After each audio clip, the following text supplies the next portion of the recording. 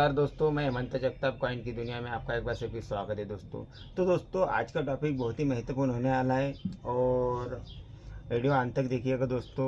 Video अच्छा लगा तो वीडियो को लाइक सब्सक्राइब जरूर कीजिएगा। तो आज का टॉपिक एक कापर निकल के मेटल से बनाया गया एक 5 पैसे का सिक्का है दोस्तों।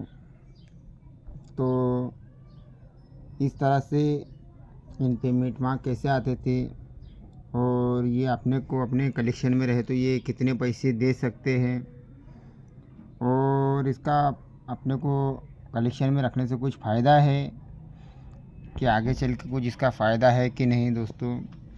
तो ये एक 5 ग्राम का एक 4 ग्राम का एक पीतल मेटल जिसे कापर निकल बोला जाता था, उस मेटल का ये एक 5 पैसे का सिक्का है दोस्तों।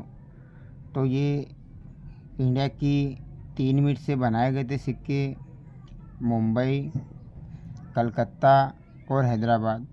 तो देख सकते हैं दोस्तों, ये डायमंड मिट का एक सिक्का ये मुंबई मिट का है दोस्तों, जिसमें एक डायमंड दिया गया है।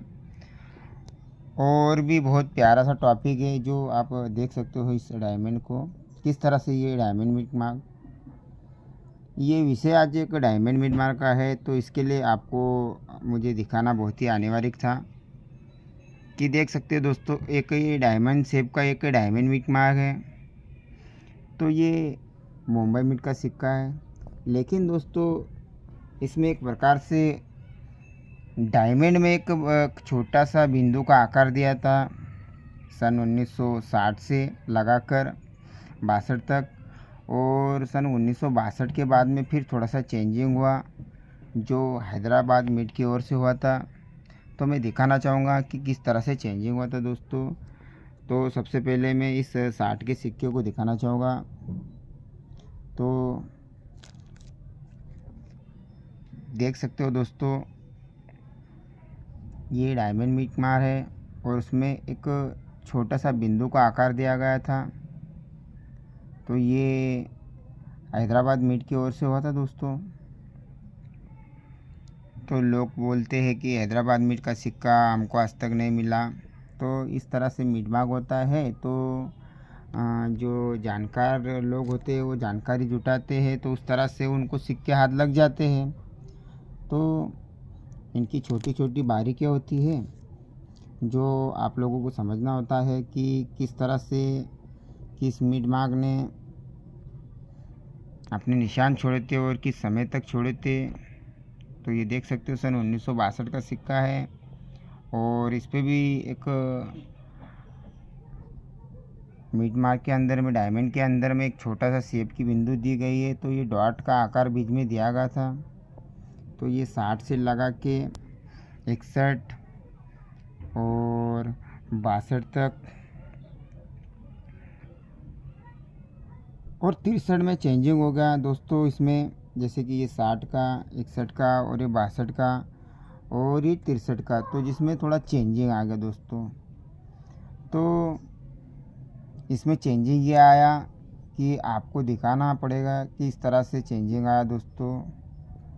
तो क्योंकि उस समय पे बहुत ही बारीकियाँ ढूंढना पड़ती है। तो आप देख सकते हो ये एक हैदराबाद मिट का स्टार मिट मार्क का सिक्का है,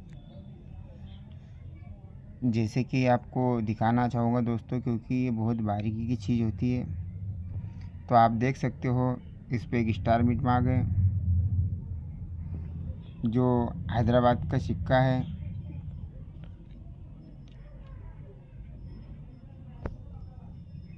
क्या होता है कि इनमें जितनी बारीकियाँ उसका उतना प्रॉफिट उतना फ़ायदा।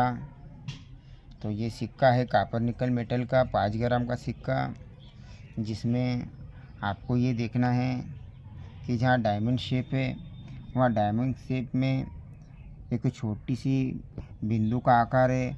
हो सकता है आपके पास ऐसा कुछ देखने के लिए नहीं हो, लेकिन मैं तो ये चाहूँगा कि आप मोबाइल की कैमरे को जूम करके भी देख सकते हो दोस्तों। कभी कभी होता क्या है कि मैं भी इस तरह से देख लेता हूँ।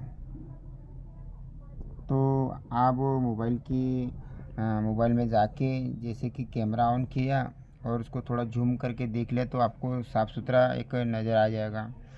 तो इस तरह से ये दिखने में छोटे सिक्के, लेकिन इनका फ़ायदा भी उतना है। और एक ऐसा है कि जो लोगों को मालूम होता है वही लोग कलेक्शन करते हैं। तो हो सकता है कि आपके पास में ये बहुत ही तादाद में सिक्के पड़े हो और आपको पता ही नहीं कि इसमें से सिक्का कौन सा छांटना है, किस तरह से छांटना है। तो ये सन 1960 से लगा के 61, 62 फिर 63 में चेंज आ गया कि यहाँ पर स्टार मिडमार्क आ गया दोस्तों।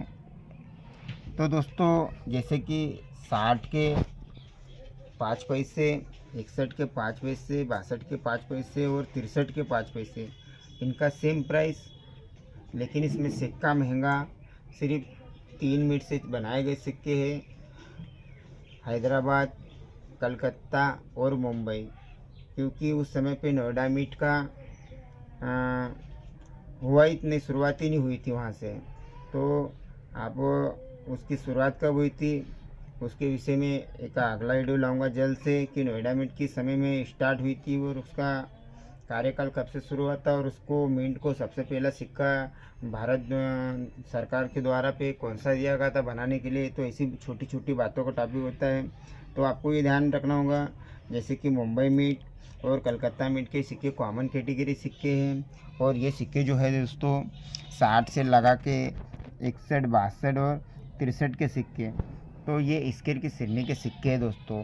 तो आते इसकी मार्केट प्राइस की ओर दोस्तों, ये फाइन कंडीशन में इसकी कंडीशन आपको देखना होगी कि जैसे कि अशोक स्तंभ और किस तरह से इसको साफ़ नहीं करना दोस्तों। जो कंडीशन में सिक्का, जैसे कि ये सिक्का देखो, इसका ऐसा दिखने के लिए तो आपको ऐसा दिखेगा, लेकिन इसको अगर आप साफ़ करने की कोशिश करेंगे तो ये ख़राब हो जाएगा। तो इसी कंडीशन में ये वेरी फाइन कंडीशन का सिक्का, इसको साफ़ किया गया नहीं है। तो आते दोस्तों इस सिक्कों की मार्केट प्राइस की ओर, तो तीनों सिक्के की प्राइस सेम रहेगी दोस्तों।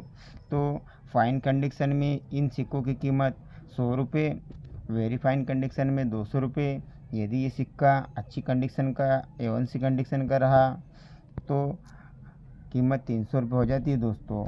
जहाँ ये 61, 62 और 63 के सिक्के, सारे ये चारों सिक्के आ गए समझो दोस्तों। जहाँ 60, 61, 62 और 63 के, तो ये चारों सिक्के आ गए उसमें। तो इस तरह से छोटा छोटा जो ये कलेक्शन होता है तो आपको पता ही नहीं चलेगा कि ये बड़ा कब हो गया दोस्तों।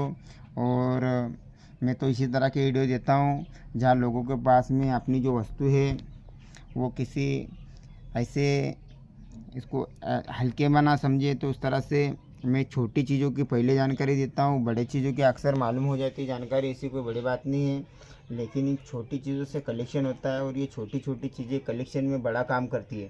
तो आज के लिए इतना ही। जय हिंद, वंदे मातरम दोस्त।